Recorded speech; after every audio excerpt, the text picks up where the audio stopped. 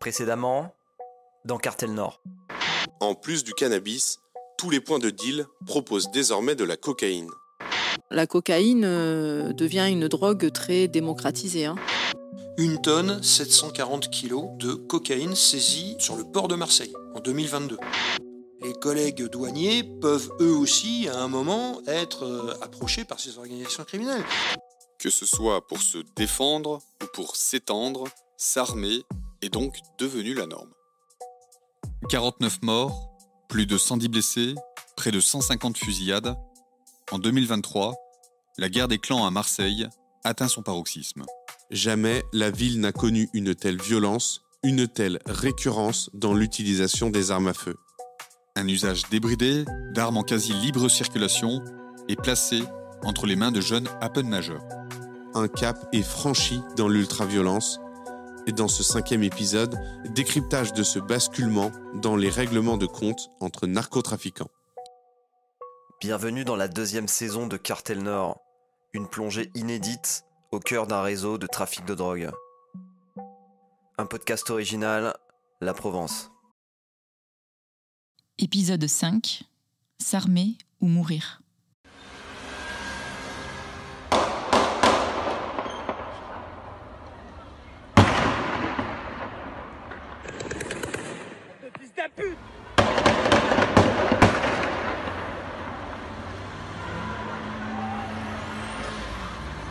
En 2023, l'enchaînement sans précédent de fusillades à Marseille marque un tournant dans les règlements de compte. Fini les actions ciblées sur des membres haut placés des organisations criminelles.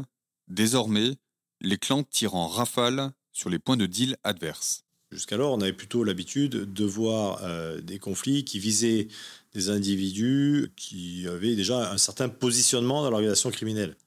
Pascal Bonnet est commissaire divisionnaire à la police judiciaire de Marseille, chef de la division de la criminalité organisée et spécialisée.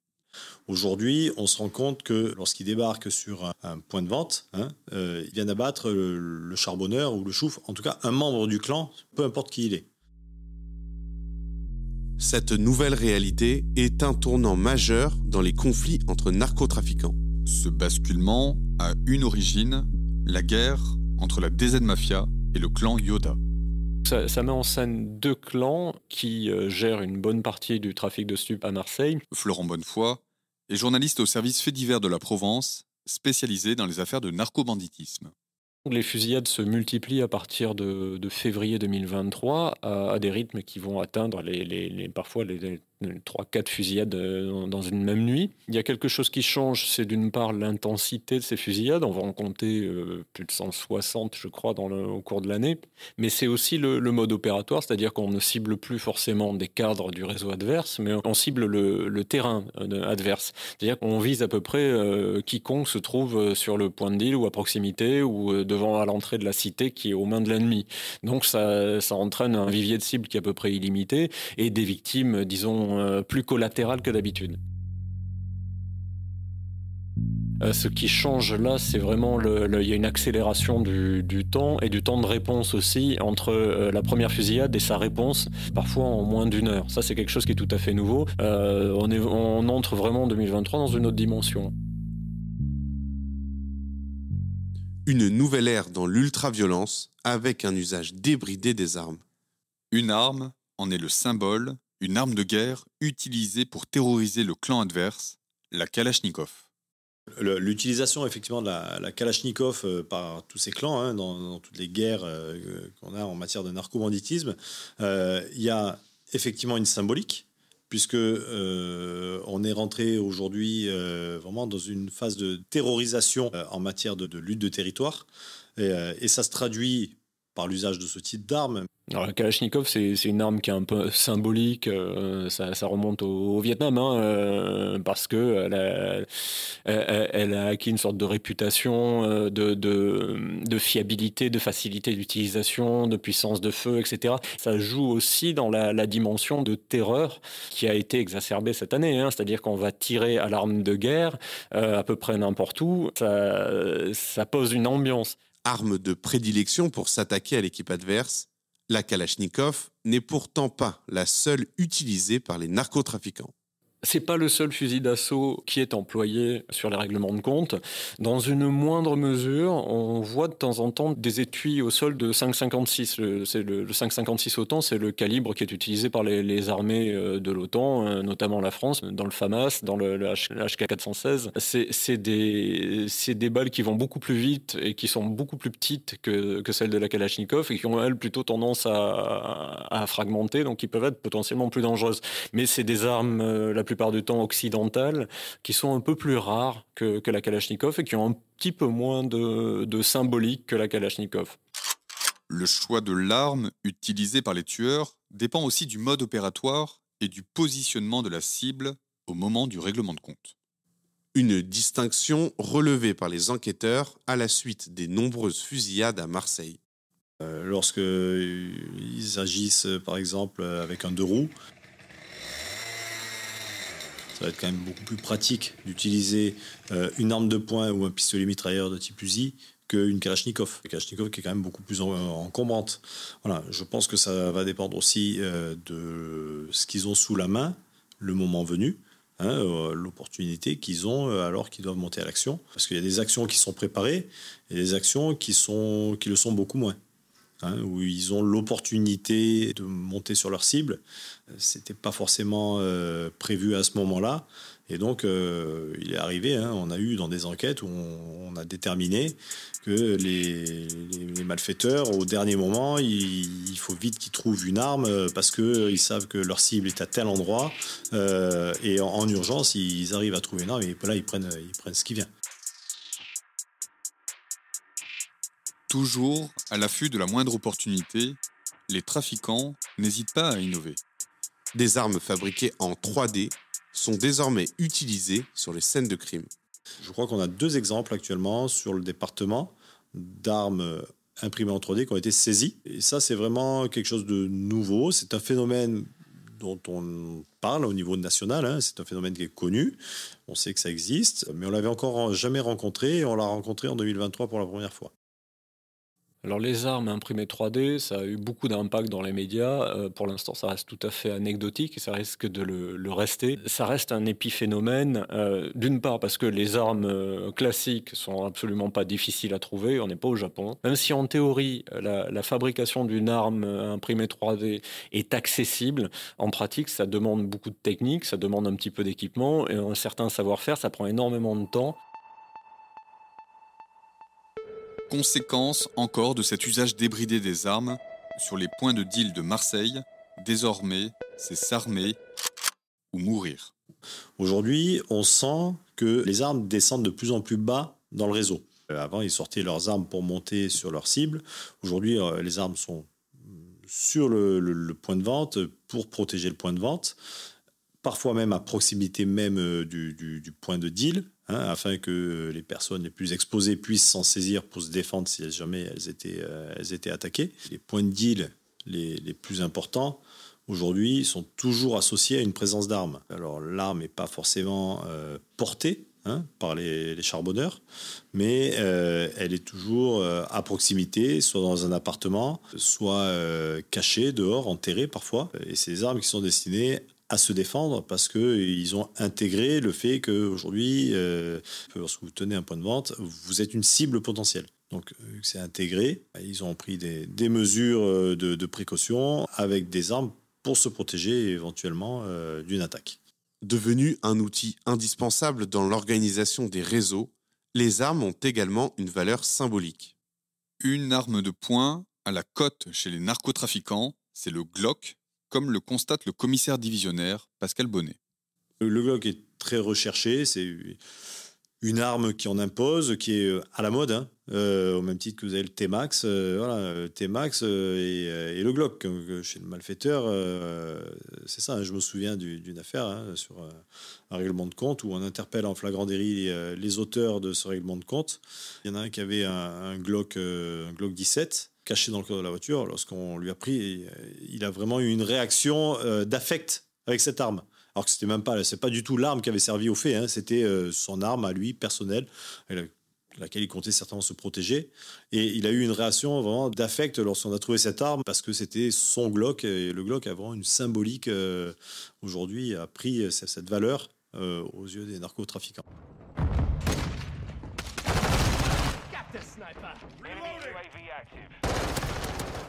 C'est une arme qui est très répandue, que ce soit dans les jeux vidéo, dans les films. C'est une arme qui est utilisée par les services un peu d'élite, notamment par le RAID, dans des services particuliers. Donc c'est une arme qui a un certain prestige, qui a une réputation peut-être un peu surfaite par le cinéma. C'est pas une arme qui est d'une précision absolue, c'est pas une arme qui est indétectable. Mais bon, c'est une arme qui a vraiment la cote dans l'imaginaire collectif, qui a aussi l'avantage d'être assez fiable.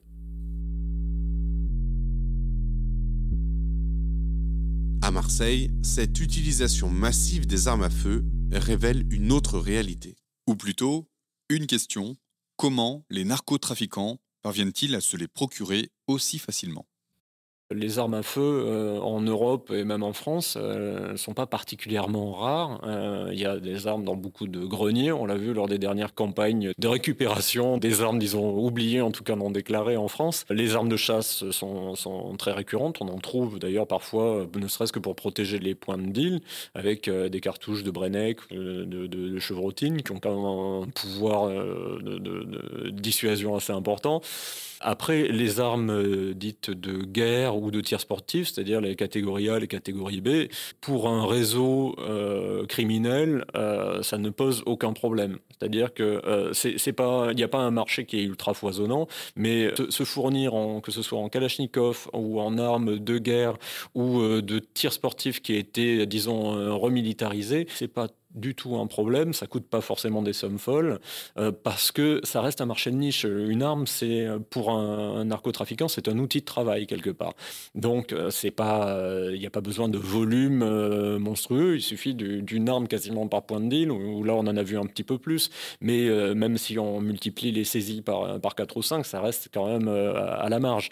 C'est souvent le fait d'importation quasi artisanale. Ça passe par les réseaux de bus type Flixbus, Eurolines, etc. qui sillonnent l'Europe, avec des gens qui se trimballent tout seuls avec leur sac de sport dans la soute du bus, avec 2 Kalachnikov qui vont être démontés, qui arrivent d'Albanie ou des pays de l'ex-Yougoslavie, où il y en a eu des centaines de milliers, ou plutôt des millions d'ailleurs, qui ont été fabriqués, stockés et disséminés au gré des conflits, la fin de l'URSS. Donc c'est vraiment une source qui est quasi intarissable. Contrairement au trafic de stupéfiants, le trafic d'armes n'a donc pas de filière spécialisée. Aujourd'hui, c'est plutôt un marché d'opportunités. Le trafic d'armes n'a rien à voir avec le trafic de stupéfiants, en termes de flux et en termes de rentabilité. Il ne faut pas imaginer qu'on ait des malfaiteurs spécialisés dans le trafic d'armes et qui vont ne vivre que du trafic d'armes. Si tel était le cas, ils ne feraient pas fortune. Vous prenez aujourd'hui une Kalachnikov qui va se vendre 2500 €. Vous allez l'acheter 500 € dans les Balkans. D'accord ? Donc vous allez faire sur une arme une marge de 2000 €. Ça représente quoi aujourd'hui, 2000 €? En matière de trafic de stupes, les marges sont 10 fois plus importantes. Et puis, la consommation de cette arme. C'est-à-dire que le gars qui va se mettre dans le trafic d'armes et vendre une arme à 2000 €, il va se faire 1500 ou à 2500 €, allez, il va se faire 2000 € de marge. Même s'il en vend 10, il aura gagné 20 000 €. Et c'est quoi 20 000 €? C'est rien du tout par rapport au risque encouru et par rapport surtout aux bénéfices escomptés lorsqu'on est un malfaiteur. 20 000 €, c'est rien. Et avant de vendre 10 Kalachnikov, ça ne se vend pas tous les jours. Si vendre des armes ne rapporte pas ou peu de bénéfices, l'objectif pour les trafiquants est ailleurs. Montrer les muscles et intimider la concurrence. Vendre des armes, ça va leur donner une certaine assise dans le milieu du banditisme et du narcobanditisme. Ça va donner, c'est une forme de caïda. Celui qui vend des armes, il va impressionner, il va faire peur. Plus que celui qui n'en vend pas. Celui qui a des armes fait peur, celui qui n'en a pas, il ne fait pas peur, il a beaucoup moins de poids. Et donc l'arme est un outil, le trafic d'armes, la vente d'armes, va le permettre aux malfaiteurs de s'imposer dans le narcobanditisme à un certain niveau de la hiérarchie. En 2023, d'après la préfecture de police, 107 fusils d'assaut ont été saisis dans Marseille et sa région. Un chiffre important, mais pour Pascal Bonnet, la lutte contre le trafic d'armes n'en est qu'à ses débuts. Il faut être réaliste. La police et la police judiciaire en particulier, dans notre activité, on a une marge de progression importante en matière de lutte contre le trafic d'armes. On développe assez peu d'affaires, de trafic d'armes proprement parlé, de réseaux, de filières, et ce parce qu'il nous manque quand même un peu d'informations. Le fait, c'est il y a 2 ans de ça, 2 ans et demi, on a eu un fait dans une cité marseillaise où des policiers ont été pris à partie et ont essuyé des tirs de Kalachnikov. Et ça, c'est quand même quelque chose qui est très nouveau, qui ne s'était jamais produit et qui nous a fait prendre conscience qu'on ne pouvait pas laisser la situation ainsi et qu'il fallait absolument qu'on se mobilise et qu'on trouve quelque chose pour lutter contre ça. Jusqu'alors, les saisies d'armes à feu interviennent essentiellement au cours d'enquêtes parallèles. Les affaires de trafic d'armes sont souvent des procédures incidentes. C'est-à-dire que vous avez des perquisitions, vous avez dans le cadre d'une autre affaire, que ce soit de trafic de stupes, de violence ou autre, et dans ce cadre-là, vous trouvez des armes qui font l'objet d'un PV par ailleurs, donc on parle de procédures incidentes. Il y a rarement d'affaires de trafic d'armes ad hoc. Pour renforcer la lutte contre le trafic d'armes, la police judiciaire de Marseille a récemment créé une cellule, baptisée Impact, dans le but de remonter les filières. L'idée, c'est quoi ? C'est de générer de l'information en matière d'armes. C'est-à-dire que, je vous ai dit tout à l'heure, on a peu d'informations sur les réseaux, les filières de trafic d'armes. Finalement, dans nos contentieux, l'arme est toujours l'accessoire d'une infraction principale. En matière criminelle, l'arme, c'est l'accessoire d'un règlement de compte. Donc on va s'attacher, nous, à retrouver les auteurs du règlement de compte, et lorsqu'on les trouve, finalement, savoir qui lui a vendu l'arme est devenu très accessoire dans la procédure. Et on va se concentrer sur l'incrimination de l'auteur de l'homicide. En matière de vol à main armée, c'est le même principe. On va se consacrer sur les auteurs du vol à main armée, sur l'élucidation, l'identification de ces auteurs, et on va pas forcément s'attacher à retracer l'origine de l'arme qui a servi au braquage. Donc c'est face à ce constat, on s'est dit il faut qu'on arrive à faire prendre conscience aux enquêteurs qu'il est important de travailler aussi sur l'accessoire.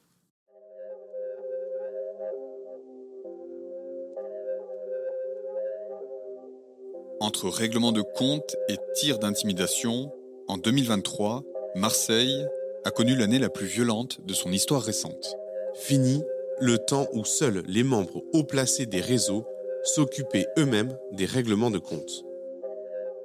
On avait jusqu'alors, dans nos contentieux, ces dernières années, plutôt des individus spécialisés dans ce domaine-là, le bras armé un petit peu du réseau, du clan, voilà, spécialisés dans les règlements de compte, donc assez professionnels. On les avait identifiés, on essayait de les pister. Donc c'est des gens qui se cachaient la plupart du temps, mais qui avaient déjà un certain niveau, un certain rang dans le narcobanditisme. Ils faisaient partie des cadres. Aujourd'hui, ce qui change, c'est que ces cadres-là, la plupart, on a réussi à les neutraliser. Ils sont en prison. Donc ces tueurs qui sont maintenant, on dirait historiques, qui sont maintenant neutralisés, il faut bien trouver de la main-d'œuvre. Et donc, on va chercher la main-d'œuvre un peu moins qualifiée. Ces nouveaux tueurs marquent ainsi une évolution majeure dans le mode opératoire des règlements de compte. Désormais, à Marseille, tuer est une mission qui se délègue. Les cadres des organisations sont des gens qui sont loin d'être bêtes, qui réfléchissent, et ils ont bien compris que c'était quand même assez dangereux, assez risqué de monter sur le règlement de compte, et que derrière, les peines encourues étaient très lourdes. Ils n'ont pas spécialement envie de prendre des peines de l'ordre de 30 ans de prison, de la réclusion criminelle à perpétuité. Et donc, comme tout bon chef d'entreprise, il délègue. Et il délègue le risque également. C'est pas d'un grand, courage, mais ils préfèrent envoyer de la chair à canon au carton. Ils ont peu de ressentiment à leur sujet. Le résultat escompté est obtenu et eux ont pris très peu de risques. Donc finalement, ils font peser le risque sur de la main-d'œuvre dont ils ont que peu à faire. Avec cette évolution dans l'organisation des règlements de compte, un nouveau process se met en place. Dans ce nouveau mode opératoire, chaque personne impliquée a un rôle bien précis. En fait, comme dans le trafic de stupéfiants, on observe une sorte de taylorisation du règlement de compte ou de la fusillade, c'est-à-dire que les rôles sont de plus en plus spécialisés et sont de plus en plus réduits. Le tueur, celui qui appuie sur la détente, c'est un maillon dans une chaîne quasi logistique. C'est-à-dire que vous avez la personne qui va mettre à disposition la voiture, vous avez la personne qui va mettre à disposition l'arme, le tueur arrive, il récupère l'arme, la voiture, il reçoit l'adresse avec le signalement de la cible, il y a une personne qui va donner, on appelle ça donner le go, c'est-à-dire qui donne le départ, qui confirme que la cible est au bon endroit. Et une fois que la cible a été traitée, disons, la voiture est ramenée à un point B avec l'arme qui est souvent brûlée dans la foulée à l'intérieur par un autre intervenant du réseau qui, lui, est un petit peu, disons, le nettoyeur qui va s'occuper d'effacer les traces. Donc vous avez autant de rôles que d'étapes dans le processus de règlement de compte, disons.